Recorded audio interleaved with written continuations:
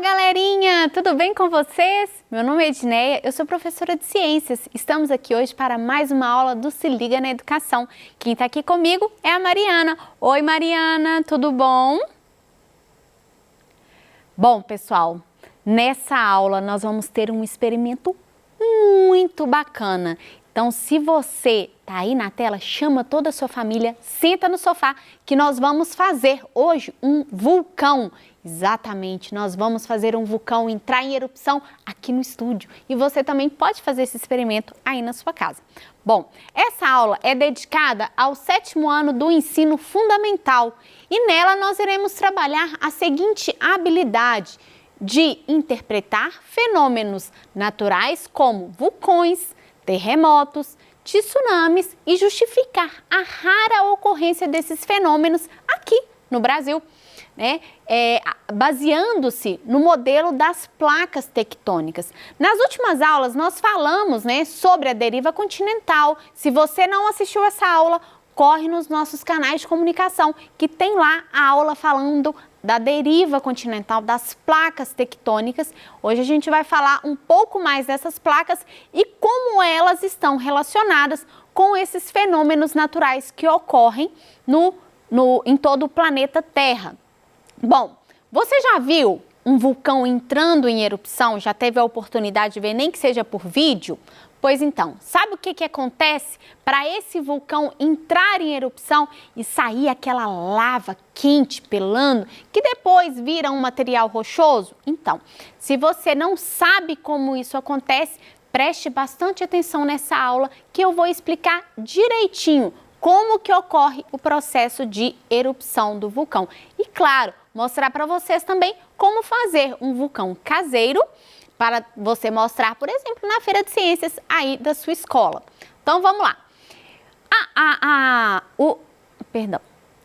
O evento, né, o fenômeno natural, ele vai ocorrer de acordo com os movimentos das placas tectônicas. Mas o que são essas placas tectônicas? Nós vimos, né, que essas placas estão sobre a superfície, na crosta terrestre do planeta. Então, sobre todo o planeta, nós vamos ter várias placas tectônicas. Como que elas funcionam?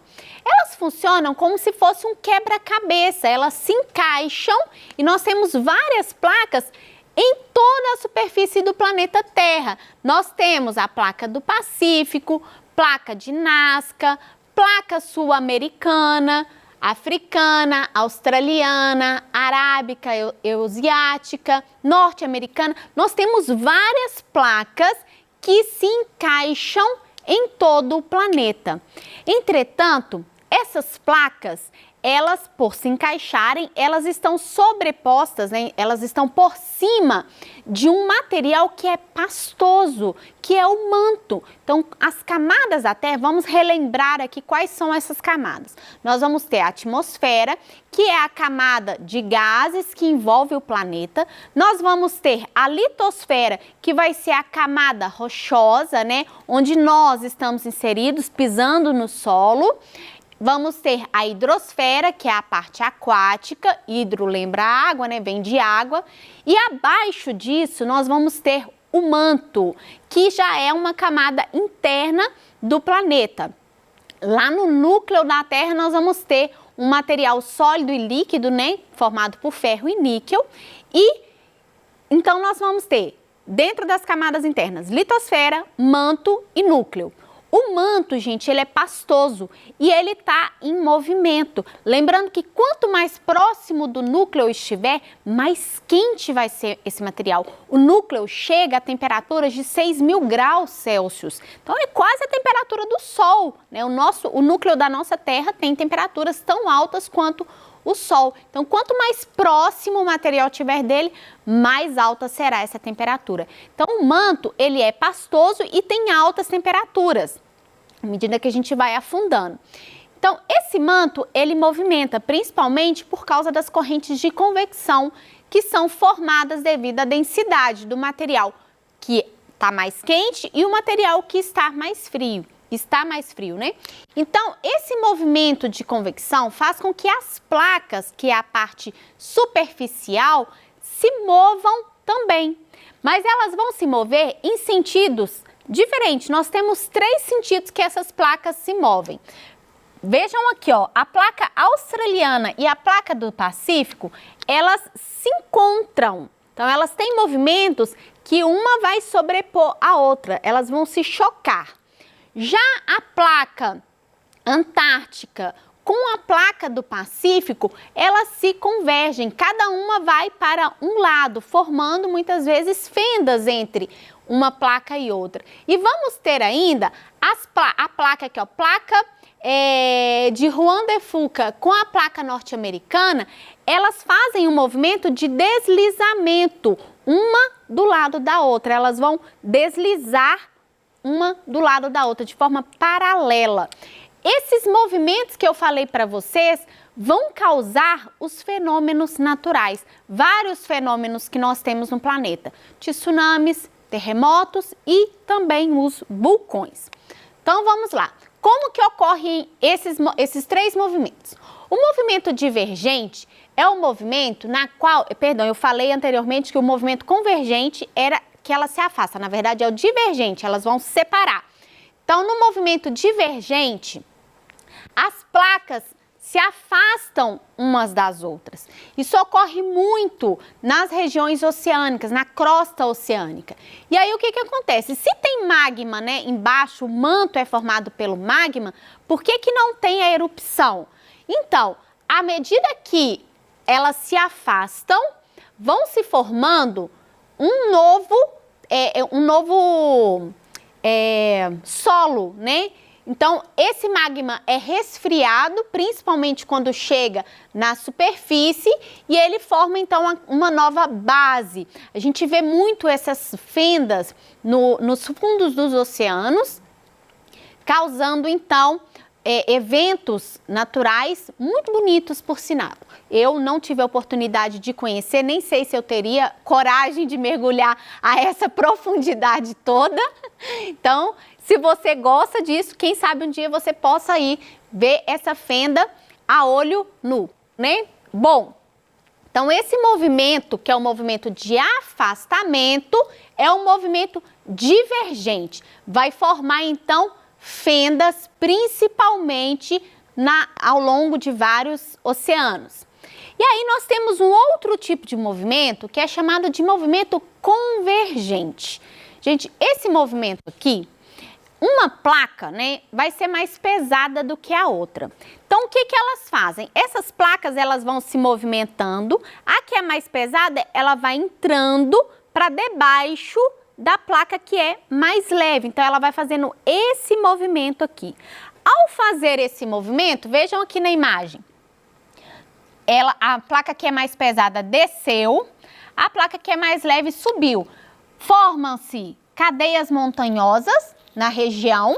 Então, nós vamos ter várias cadeias formadas por causa da placa que subiu em cima, né, da outra. E com isso, a gente tem fendas sendo formadas. E essas fendas, quando são formadas, liberam o magma que está aqui embaixo, formando um manto. Esse magma sai e forma o fenômeno que a gente chama de vulcão, provocando a erupção. Então, primeiro você tem uma cadeia montanhosa que vai se formar devido à convergência dessas duas placas, e por consequência dessa convergência, nós vamos ter então a exposição do magma. O vulcão entra em erupção, o magma sai do lado de fora e à medida que ele vai saindo, né, essa lava vai resfriando e formando rochas, porque é um material rochoso que está presente lá no manto também. Só que é uma rocha, enquanto está no manto, é uma rocha derretida. Quando ela chega na superfície, ela vai encontrar temperaturas mais frias, ela vai então resfriar, ok? Bom, um outro movimento que nós temos é o movimento transformante, né, que é o movimento de deslize, uma placa deslizando ao lado da outra de forma paralela. Isso faz com que ocorra, por exemplo, vários tremores. Esse movimento que as placas fazem faz o fenômeno natural de terremotos acontecerem, ok? Vamos lá então. Então, o movimento que essas placas fazem, seja convergente, divergente, convergente ou então transformante, né, de forma paralela, deslizando umas sobre as outras, vai exercer transformações que podem ser diretamente percebidas por nós ou não, né? Tem alguns terremotos que ocorrem que nós nem sentimos, principalmente aqui no Brasil, mas vários desses fenômenos causam uma destruição e muitas vezes morte por causa desse movimento das placas. Então vamos lá, perguntinha para vocês. Por quê, né? Qual que é a relação entre essas placas com os fenômenos como terremoto e tsunami? O vulcão eu expliquei brevemente para vocês como que ele ocorre e por que ele ocorre. Mas e o tsunami? E o terremoto? O que acontece com essas placas que faz com que esses dois movimentos, esses dois fenômenos aconteçam? Então, quais são os movimentos responsáveis? O que a placa está fazendo ali que faz com que ocorra terremotos e tsunami? Então, vamos lá. Pensa o seguinte, nós temos duas placas que irão convergir uma sobre a outra, né? E aí, ou então elas vão deslizar. Quando isso ocorre, né, elas entram em choque. Quando elas se chocam, ocorre um tremor. Esse tremor vai ter um epicentro que pode estar bem longe do território do continente, né? Pode ser lá no meio do oceano, de acordo com a placa que está fazendo esse movimento, ou pode ser bem próximo. E quanto mais próximo do território do continente, maior vai ser o estrago que ele vai causar naquela região. Então, você tem uma região de choque, que é a região de epicentro, pode ser quando elas se convergem ou pode ser no movimento deslizante. Isso vai causar um tremor grande, que a gente chama de hipocentro, na qual ele vai sair. Forma-se, né, com relação ao tsunami, forma-se uma onda gigante. Então, a água vai levar, ela ameniza um pouco, né, o tremor, mas ela vai primeiro, né, é como se ela fosse sugada para dentro do mar e de repente forma-se uma onda gigante com uma força catastrófica que vem limpando, derrubando, destruindo tudo que está aqui na região litorânea. Então, isso é o tsunami. E o tremor também vai ser causado devido ao choque dessas placas ou então ao deslizamento dessas placas. Bom, eu trouxe para vocês um experimento que é o experimento do vulcão caseiro. Vocês podem fazer ele na casa de vocês, entretanto, né, com a presença de um adulto, por causa do material utilizado e para que você, claro, não se machuque com isso. Para isso, vocês vão precisar de alguns materiais, como o vinagre, o bicarbonato de sódio, detergente, né, ou corante, com corante vermelho, a água, colher de sopa, gesso ou argila para você moldar o vulcão, copo plástico para fazer a base, jornal, tinta e pincel. Com isso, vocês conseguem fazer, então, o vulcão. Eu não ia conseguir fazer um vulcão a tempo para essa aula aqui no estúdio. Então, para isso, eu preparei para vocês um vídeo onde eu fiz com tempo, né? Eu demorei um pouco mais de uma tarde para poder fazer esse vulcão. Então, eu fiz ele em casa, filmei para vocês e eu vou mostrar para vocês como faz o vulcão em casa para depois a gente mostrar a erupção dele aqui no ar, aqui no estúdio, ok? Então vamos assistir o vídeo juntinhos para poder aprendermos juntos a fazer um vulcão em casa, para que você possa levar então, por exemplo, na Feira de Ciências da sua escola. Vamos lá? Na aula de hoje nós iremos construir um vulcão caseiro. Para isso iremos precisar de copo descartável, 2 copos, um de 200 ml e um copinho de café, uma base, pode ser uma de plástico como essa aqui, que eu utilizei a forma de um bolo desses comprado em padaria, ou um suporte de MDF, jornal, um recipiente para a gente dissolver o gesso, tinta à base de água e pincel. Bom, vamos lá então. Para começar, nós vamos colar o copo na base. Vamos agora então construir a base do vulcão. Para isso, a gente pega o jornal, amassa bem as folhas e vai colocando na base desse vulcão. Bom, vou despejar um pouco de água aqui para a gente poder preparar, dissolver então esse gesso. Vamos polvilhando o gesso sobre a água.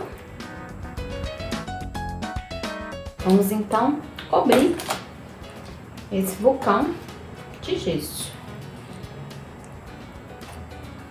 Vou despejando o gesso aqui em cima.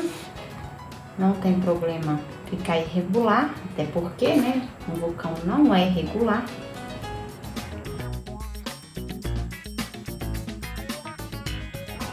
Estamos de volta, pessoal, agora com o nosso vulcão seco. E vamos pintar, então, para que ele fique o mais realista possível. Vou diluir um pouco dessa tinta guache, tá?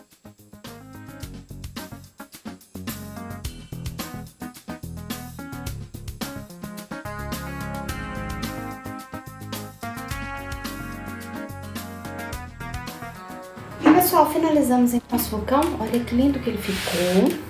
Bem realista, né? Olha só, trouxe o vulcão pra cá, pra vocês verem que fui eu mesma que fiz, tá? Não foi ninguém não, tô até com as mãos vermelhas aqui da tinta que eu utilizei. Bom, então agora a gente vai fazer com que esse vulcão entre em erupção aqui no próprio estúdio.